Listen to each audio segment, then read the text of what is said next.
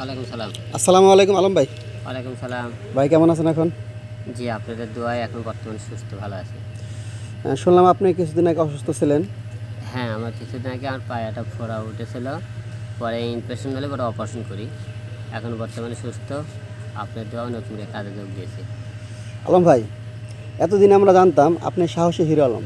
আমাদের দৃষ্টিকোণ থেকে আপনাকে আমরা সাহসী কণ্ঠশিল্পী বলতে পারি, যা বাংলাদেশে আপনিই প্রথম ভিন্ন ভাষায় গান গাওয়ার মতো সাহসিকতা দেখাইছেন। এই প্রসঙ্গে আপনি কী বলতে চান? দেখুন, প্রতিটা লোকে যদি সাহস করে যে কোনো কাজে অগ্রসর হয়, অবশ্যই তার সফলতা পাওয়া যায়, অবশ্যই। আর অবশ্যই আমি প্রতিটা কাজে চ্যালেঞ্জিং হিসেবে গ্রহণ করি, যে দেখি তো এই কাজটা হয় কি না। আমি চেষ্টা চালাই, বাদ বাকিটা উপর আর ভালোবাসায় আর সাহসে প্রতিটা কাজ দেখে তো সফলতা অর্জন করতে পারি। আলম ভাই, নিন্দুকেরা তো অনেক কিছু বলে, আপনাকে নিয়ে ট্রল করে, সেই প্রসঙ্গে কী বলবেন?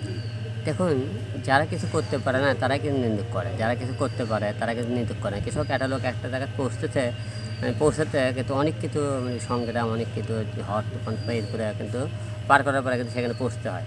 আর যারা এই সংগ্রাম জীবনটা পার করে ওখানে পৌঁছেছে তারা কিন্তু নিন্দে করবে না।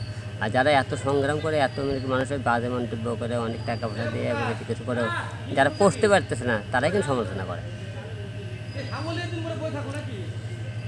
আসলে আলম ভাই, আপনি ঠিক কথা বলছেন। যারা কিছু করতে পারে না তারাই নিন্দা করে, আর যারা করতে পারে অবশ্যই তারা নিন্দা করে না, তারা বাহবা দেয়।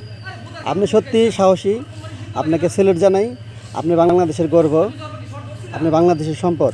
Thank you.